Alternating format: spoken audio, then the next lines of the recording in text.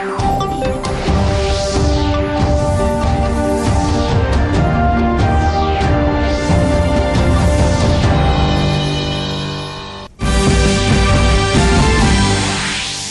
আৰু আমেৰিকাৰ মাজত প্ৰতিৰক্ষা আৰু ঔদ্যোগিক সহযোগিতা সম্পৰ্কত 5খন গুৰুত্বপূৰ্ণ চুক্তি স্বাক্ষৰিত।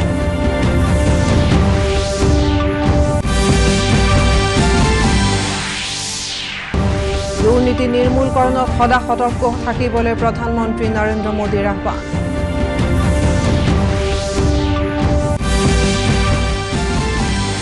অবৈধ কাৰ্যকলাপ আইনৰ অধীনত 18টা সংগঠনক কেন্দ্ৰীয় গৃহ মন্ত্ৰণালয়ৰ সন্ত্ৰাসবাদী ঘোষণা।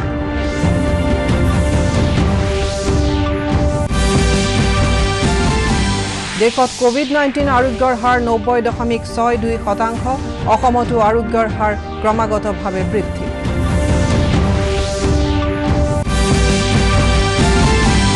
অষ্ট্ৰেলিয়া ভ্ৰমণলৈ যাবলগীয়া ভাৰতীয় ক্ৰিকেট দল ঘোষণা BCCI।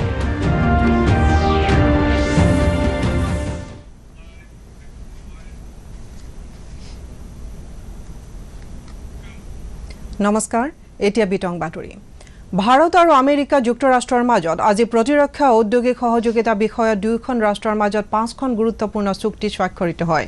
নতুন দিল্লীৰ হায়দৰাবাদ হাউচত আজি অনুষ্ঠিত তৃতীয় ভাৰত আমেৰিকা 2+2 মন্ত্ৰী পৰ্যায়ৰ বৈঠকত ৰাষ্ট্ৰ দুখনৰ মাজত দ্বিপাক্ষিক আৰু বহুজাতীয় সহযোগিতা সম্পৰ্কত বিতংভাৱে আলোচনা কৰা হয়।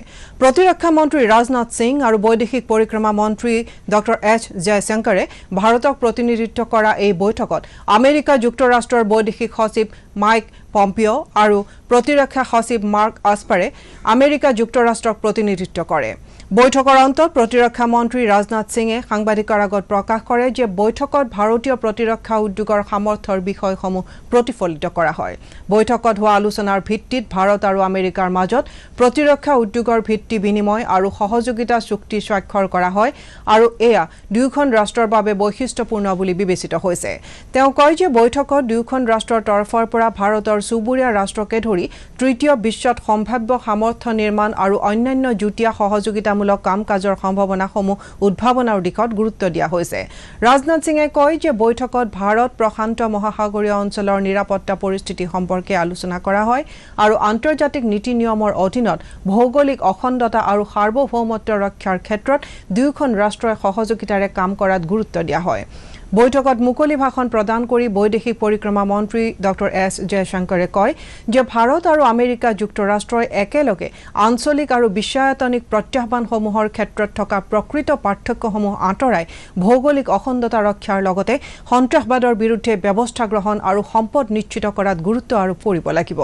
বৈঠকত আমেৰিকাৰ বৈদেশিক সচিব মাইক পম্পিঅই কয় যে ভাৰতৰ সাৰ্বভৌমত্ব আৰু স্বাধীনতাৰ বিষয়ত আমেৰিকা যুক্তৰাষ্ট্ৰই সদায় একেলগে কাম কৰি যাব। আনহাতে প্ৰতিৰক্ষা সচিব মাৰ্ক আসপাৰে দুয়োখন দেশৰ মাজত স্বাৰ্থজড়িত বিষয়সমূহৰ প্ৰমূল্য ৰক্ষাত গুৰুত্ব আৰোপ কৰে আৰু ভাৰতৰ বিৰুদ্ধে চীনৰ কাৰ্যকলাপকে ধৰি সংঘৰ্ষমূলক কাম কাজসমূহৰ অৱসান ঘটোৱাত দুয়োখন ৰাষ্ট্ৰই সহযোগিতাৰে কাম কৰি যাব বুলি প্ৰকাশ কৰে। অঞ্চলটোৰ নিৰাপত্তা আৰু সুস্থিৰতা ৰক্ষাত ভাৰত আমেৰিকাই অংশীদাৰিত্বৰ ৰূপত কাম কৰি যোৱাৰ লগতে বিশেষকৈ বিশ্বায়তনিক কৰোনা মহামাৰীৰ নিৰাপত্তা প্ৰত্যাহ্বানসমূহৰ বিৰুদ্ধে যুঁজ দি যোৱাৰ বিষয়ত তেওঁ গুৰুত্ব আৰোপ কৰে। আজি বৈঠকৰ পূৰ্বে আমেৰিকাৰ প্ৰতিনিধি দুগৰাকীয়ে ৰাষ্ট্ৰীয় যুদ্ধ স্মাৰক দৰ্শন কৰি শ্ৰদ্ধাঞ্জলি নিবেদন কৰে।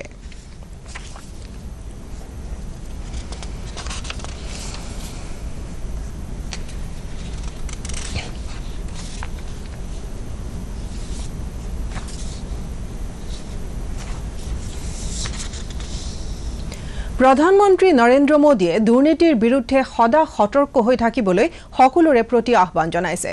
কেন্দ্ৰীয় অনুসন্ধানকাৰী সংস্থা CBIৰ উদ্যোগত আজি আয়োজিত 3দিনীয়া ৰাষ্ট্ৰীয় তদাৰকী সজাগতা অনুষ্ঠানত ভিডিঅ' কনফাৰেন্স যোগে সম্বোধন কৰি প্ৰধানমন্ত্ৰীয়ে কয় যে প্ৰশাসনীয় প্ৰক্ৰিয়া স্বচ্ছ কৰি তোলাৰ লগতে উন্নয়নৰ দিশত গ্ৰহণযোগ্যতা আহৰণ কৰাটোত আটায়ে গুৰুত্ব দিব লাগিব।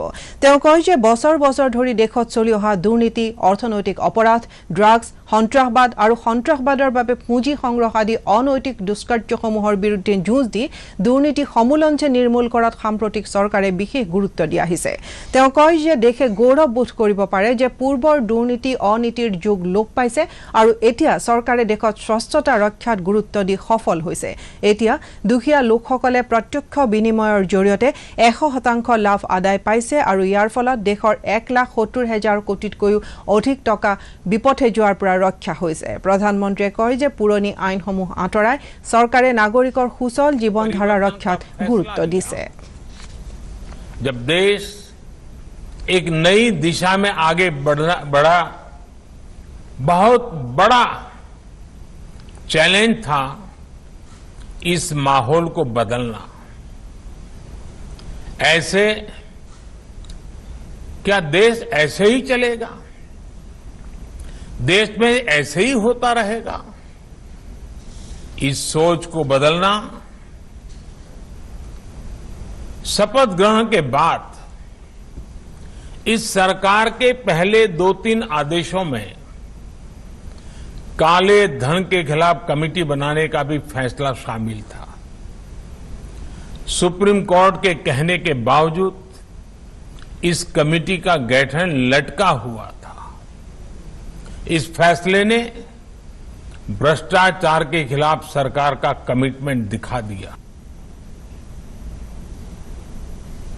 সতৰ্ক ভাৰত সমৃদ্ধ ভাৰত বাণীৰে আজিৰে পৰা অহা 2 নৱেম্বৰলৈ সপ্তাহজোৰা তদাৰকী সতৰ্কতা অভিযান পালন কৰা হৈছে নতুন দিল্লীত আজি কেন্দ্ৰীয় তদাৰক আয়োগৰ কাৰ্যালয়ত তদাৰক আয়ুক্ত সঞ্জয় কোঠাৰীয়ে তদাৰক সজাগতা সপ্তাহৰ শপত বাক্য পাঠ কৰোৱায় এই উপলক্ষে আয়োজিত অনুষ্ঠানত তেওঁ কয় যে আমি ইয়াতে অখণ্ডতা আৰু সততা ৰক্ষাৰ হকে কাম কৰি যাব লাগিব প্ৰতি বছৰে 31 অক্টোবৰৰ চৰ্দাৰ বল্লভ ভাই পেটেলৰ জন্মদিনৰ লগত সংগতি ৰাখি এই তদাৰকী সপ্তাহ পালন কৰি হৈছে গুৱাহাটী দূৰদৰ্শন কেন্দ্ৰটো আজি তদাৰক সজাগতা সপ্তাহ পালন কৰা হয় কেন্দ্ৰটোৰ বিষয়া কৰ্মচাৰীয়ে সতৰ্কতা সপ্তাহৰ শপত বাক্য পাঠ কৰে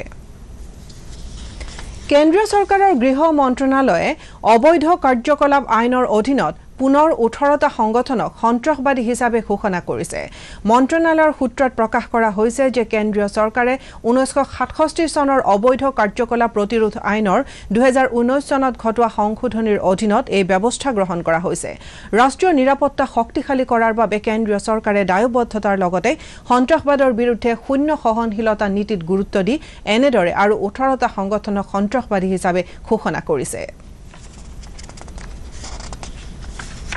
প্ৰধানমন্ত্ৰী নৰেন্দ্ৰ মোদীয়ে পদাতিক সৈন্য দিৱস উপলক্ষে বিশেষকৈ সকলো পৰ্যায়ৰ পদাতিক সেনানীৰ প্ৰতি সম্ভাষণ জনায় এটা টুইটযোগে প্ৰধানমন্ত্ৰীয়ে দেশক সুৰক্ষিত কৰি ৰাখি গৌৰৱ কঢ়িয়াই অনা পদাতিক বাহিনীৰ বৰঙণিৰ শলাগ লয় তেওঁ কয় যে তেওঁলোকৰ সাহসিকতাই দেশবাসীক সদায় উদ্বুদ্ধ কৰি যাব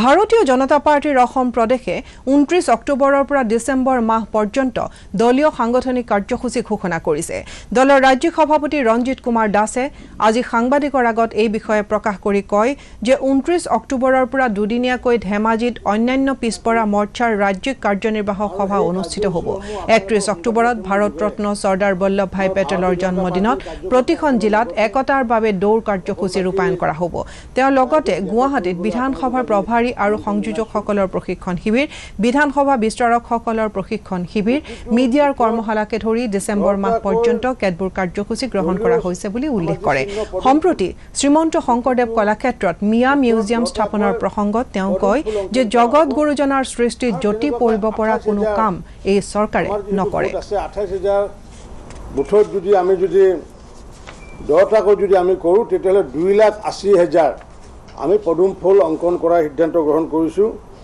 29 নৱেম্বৰ তাৰিখে কিন্তু কংগ্ৰেছৰ বিপক্ষে ইউডিএফে নিৰ্বাচন খেলিলে গোটেইকেইটা সিটতে ইউডিএফ জিকিব য'ত নেকি ইউডিএফ আৰু কংগ্ৰেছ যদি পোনপটীয়াকৈ যদি নিৰ্বাচনত অংশগ্ৰহণ কৰে তাত নামনি অসমত বা পশ্চিম অসমত এটা সিটো কংগ্ৰেছে জিকিব পৰা সম্ভাৱনা নাই আৰু সেইকাৰণে তেওঁলোকে যেহেতু কংগ্ৰেছ দলৰ যেহেতু তেওঁ সদস্য গতিকে তেখেতে কলাক্ষেত্ৰত এটা মিয়া মিউজিয়াম স্থাপন কৰিব লাগে বুলি এক বিতৰ্ক আনি পেলাই যাতে ইউডিএফৰ ভোট সহায় পেলাই যাতে কংগ্ৰেছত যাতে কিছু ভোট যাতে তেওঁলোকে নিব পাৰে তাৰ কাৰণেহে এক নিকৃষ্ট ষড়যন্ত্ৰত লিপ্ত হৈছে গতিকে শৰ্মান আলী ডাঙৰীয়াই তেওঁলোকে ষড়যন্ত্ৰ যি কৰে কৰি থাকক, তেওঁলোকে UDFৰ ভোট নিয়াৰ যি প্ৰচেষ্টা, সেই প্ৰচেষ্টাৰ আমাৰ তাত ক'বলগীয়া একো নাই। কাৰণ কংগ্ৰেছ আৰু UDF যিহেতু একেটা মুদ্ৰাৰে ইপিঠি ইপিঠি, কংগ্ৰেছ জিকিলেও UDF, UDF জিকিলেও কংগ্ৰেছ, এইটো আমি আগৰ পৰা কৈ আছোঁ আৰু এইবাৰ সত্য প্ৰমাণিত হৈছে। ভাৰতত কোভিড-19 আৰোগ্যৰ হাৰ 90.62% হৈছেগৈ। শেহতীয়া তথ্য অনুসৰি এই পৰ্যন্ত দেশত 72 লাখৰো অধিক লোক এই ৰোগৰ পৰা সুস্থ হৈ উঠিছে। ইফালে যোৱা 24 ঘণ্টাত ৩৬,৪৬৯ জন লোক নতুনকৈ আক্ৰান্ত হোৱাৰ ফলত দেশত মুঠ কোভিড আক্ৰান্ত ৰোগীৰ সংখ্যা ৭৯,৪৬,০০০লৈ বৃদ্ধি পাইছে। যোৱা 24 ঘণ্টাত কোভিডত আক্ৰান্ত হৈ 488 জন লোকৰ মৃত্যু হৈছে। ইয়াকে লৈ এতিয়ালৈকে দেশত মৃত্যু হোৱা লোকৰ সংখ্যা ১,১৯,৫০২ বৃদ্ধি পাইছে। ভাৰতীয় স্বাস্থ্য গৱেষণা পৰিষদৰ সূত্ৰই প্ৰকাশ কৰা মতে যোৱা 24 ঘণ্টাত দেশত ৯,৫৮,০০০ লোকৰ কৰোনা পৰীক্ষা সম্পন্ন কৰা হয়। ৰাজ্যত কোভিড আৰোগ্যৰ হাৰ ৯২.২৬% বৃদ্ধি পাইছে। স্বাস্থ্যমন্ত্ৰী ডক্টৰ হিমন্ত বিশ্ব শৰ্মাই যোৱা নিশা এক টুইট যোগে কয় যে কালি নতুনকৈ ২,৮৩২ গৰাকী লোক সুস্থ হৈ উঠাত ৰাজ্যখনত মুঠ আৰোগ্যৰ সংখ্যা ১,৮৮,৫৮৪ হৈছেগৈ। আনহাতে কালিৰ দিনটোত ১৪,২২৫ গৰাকী লোকৰ নমুনা পৰীক্ষা কৰাৰ পিছত ২১৫ গৰাকী লোকৰ দেহত কৰোনা সংক্ৰমণ ধৰা পৰে। ইয়াকে লৈ ৰাজ্যখনত মুঠ আক্ৰান্তৰ সংখ্যা 2,০৪,৩৯৬ বৃদ্ধি পাইছে। ৰাজ্যখনত সম্প্ৰতি ১৪,৮৯১ গৰাকী লোক চিকিৎসাধীন হৈ আছে। কালিৰ দিনটোত কামৰূপ মহানগৰ জিলাৰ ২ গৰাকী লোকৰ মৃত্যু হয়। ইয়াকে লৈ ৰাজ্যত কোভিডত মৃত্যু হোৱা লোকৰ সংখ্যা ৯০৮লৈ বৃদ্ধি পাইছে। দেশত কোভিড-19 পৰা আৰোগ্য লাভ কৰা লোকৰ সংখ্যাই ৭২ লাখ অতিক্ৰম কৰিছে। ইয়াকে লৈ সম্প্ৰতি আৰোগ্যৰ হাৰ হৈছে ৯০.৬২%। কেন্দ্ৰীয় স্বাস্থ্য সচিব ৰাজেশ ভূষণে আজি নতুন দিল্লীত সাংবাদিকৰ আগত এই বিষয়ে প্ৰকাশ কৰি কয় যে দেশত কোভিডৰ সংক্ৰমণৰ হাৰ অৱনমিত হৈ অহা পৰিলক্ষিত হৈছে। তেওঁ কয় যে যোৱা ১৩টা দিনৰ ভিতৰত দেশত আৰোগ্যৰ হাৰ ক্ৰমাগতভাৱে বৃদ্ধি পাইছে আৰু এই সংখ্যা ৬০ লাখৰ পৰা ৭০ লাখ হৈছেগৈ। বৰ্তমান আৰোগ্যৰ হাৰ ৭২ লাখ অতিক্ৰম কৰাটো শুভ লক্ষণ বুলিও তেওঁ কয়। আনহাতে দেশত মৃত্যুৰ হাৰ ক্ৰমান্বয়ে অৱনমিত হৈ আছে আৰু আজি এই হাৰ ১.৫০% হৈছেগৈ। স্বাস্থ্য সচিবগৰাকীয়ে কয় যে যোৱা ৫ সপ্তাহৰ পৰা দেশত কোভিডৰ পৰা মৃত্যু হোৱা লোকৰ সংখ্যা গড় হিচাপত কমি আহিছে। আনহাতে কৰোনাত আক্ৰান্তৰ সংখ্যা যথেষ্ট কমি আহিছে আৰু আজি এই সংখ্যা ৬,২৫,৮৫৭ হৈছেগৈ। তেওঁ কয় যে মহাৰাষ্ট্ৰ, কেৰালা আৰু কৰ্ণাটকত সক্ৰিয় ৰোগীৰ সংখ্যা আটাইতকৈ অধিক হৈ আছে। তেওঁ কয় যে যোৱা ২৪ ঘণ্টাত ৫খন ৰাজ্য আৰু কেন্দ্ৰীয় শাসিত অঞ্চলত সক্ৰিয় ৰোগীৰ হাৰ ৪৯.৪ হৈছেগৈ। কেন্দ্ৰীয় পথ পৰিবহণ আৰু ঘাইপথ দপ্তৰৰ মন্ত্ৰী নীতিন গাডকাৰীয়ে আজি ত্ৰিপুৰাত ভিডিঅ' কনফাৰেন্সিং যোগে ৯টা ৰাষ্ট্ৰীয় ঘাইপথ প্ৰকল্পৰ আধাৰশিলা স্থাপন কৰে। ২,৭৫২ কোটি টকা ব্যয়ৰ এই প্ৰকল্পৰ অধীনত ৰাজ্যখনত ২৬২ কিলোমিটাৰ পথ নিৰ্মাণ কৰা হ'ব। মন্ত্ৰীগৰাকীয়ে লগতে কয় যে আগৰতলাত ৪ লেনযুক্ত পথকে ধৰি আন 4টা ৰাষ্ট্ৰীয় সংযোগী ঘাইপথ নিৰ্মাণৰ বাবে কেন্দ্ৰীয় পথ পৰিবহণ মন্ত্ৰণালয়ে বিতং প্ৰকল্প প্ৰতিবেদন প্ৰস্তুত কৰি আছে। ৩৬৫ কিলোমিটাৰ দৈৰ্ঘ্যৰ এই পথ প্ৰকল্পৰ বাবে ৭,৫২০ কোটি টকা ধাৰ্য কৰা হৈছে। মন্ত্ৰীগৰাকীয়ে কয় যে ত্ৰিপুৰাত ১০৮ নম্বৰ ৰাষ্ট্ৰীয় ঘাইপথ সংযোগী ২১.৪ কিলোমিটাৰ দৈৰ্ঘ্যৰ জলাইবাৰী বেলনীয়া পথৰ নিৰ্মাণো এই প্ৰকল্পত অন্তৰ্ভুক্ত কৰা হৈছে। এই পথছোৱাৰ জৰিয়তে চুবুৰীয়া বাংলাদেশৰ সৈতে ত্ৰিপুৰাৰ যোগাযোগ আৰু বাণিজ্য ব্যৱস্থা সুচল হৈ উঠিব বুলিও তেওঁ কয়। আনহাতে অসম, মিজোৰাম আৰু ত্ৰিপুৰাৰ মাজত ফল-মূল আৰু শাক-পাচলিৰ ব্যৱসায় সুচল কৰি তোলাৰ দিশটোত গুৰুত্ব দি ৪৪ নম্বৰ ৰাষ্ট্ৰীয় ঘাইপথৰ মানু চিমলাং প্ৰকল্পৰ জৰিয়তে মিজোৰাম আৰু আম্বাসা টেলিমুৰা সংযোগী পথ নিৰ্মাণ কৰিবলৈ লোৱা হৈছে বুলিও তেওঁ কয়। কোভিড পৰিস্থিতিৰ লকডাউনৰ পিছত ভাৰতে প্ৰথমবাৰৰ বাবে আন্তৰ্জাতিক খেলত অংশগ্ৰহণ কৰিব। BCCIয়ে এই সিদ্ধান্ত গ্ৰহণ কৰি ভাৰতীয় ক্ৰিকেট দলৰ আগন্তুক অষ্ট্ৰেলিয়া ভ্ৰমণৰ বাবে দলৰ নাম ঘোষণা কৰিছে। BCCIৰ সূত্ৰত প্ৰকাশ কৰা হৈছে যে ভাৰতে 3খন T20, 3খন এদিনীয়া আৰু 4খন টেষ্ট মেচত অষ্ট্ৰেলিয়াৰ বিৰুদ্ধে অংশগ্ৰহণ কৰিব। বিৰাট কোহলীয়ে দলটোৰ নেতৃত্ব বহন কৰিব।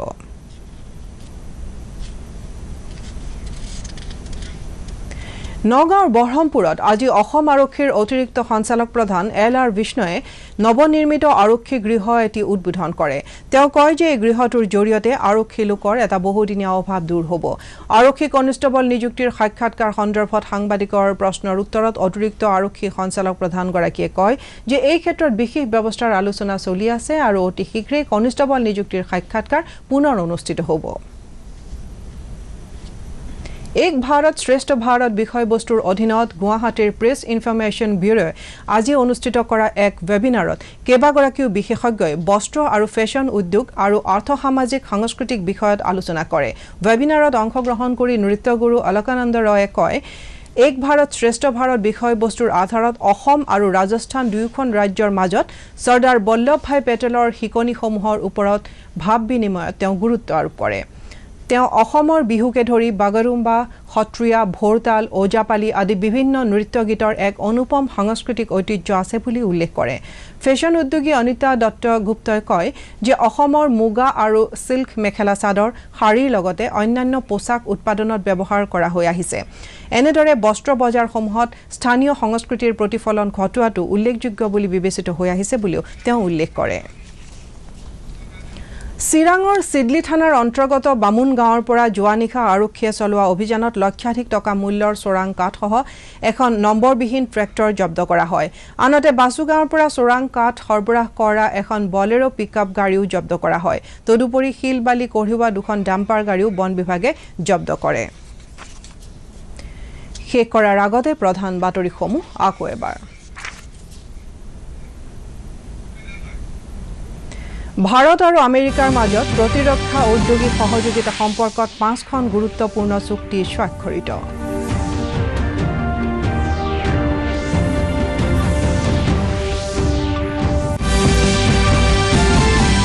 দুৰ্নীতি নিৰ্মূলকৰণত সদা সতৰ্ক থাকিবলৈ প্ৰধানমন্ত্ৰী নৰেন্দ্ৰ মোদীৰ আহ্বান।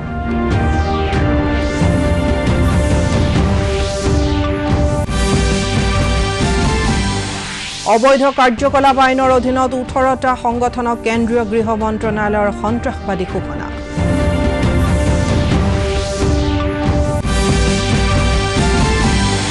দেশত কোভিড-19 আৰোগ্যৰ হাৰ 90.62%। অসমতো আৰোগ্যৰ হাৰ ক্ৰমাগতভাৱে বৃদ্ধি।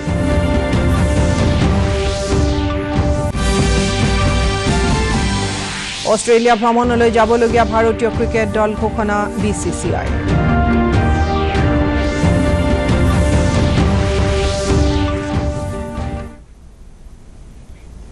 বাতৰিৰ পৰা বিদায় লোৱাৰ আগে এটা কথা মনত পেলাই দিছো, কৰোনাৰ বিৰুদ্ধে যুঁজত জয়ী হ'বলৈ শাৰীৰিক দূৰত্ব বজাই ৰাখক, সাবুন বা চেনিটাইজাৰেৰে সঘনাই হাত ধুই থাকক আৰু সঠিকভাৱে মাস্ক পিন্ধিবলৈ নাপাহৰিব। Mask up India.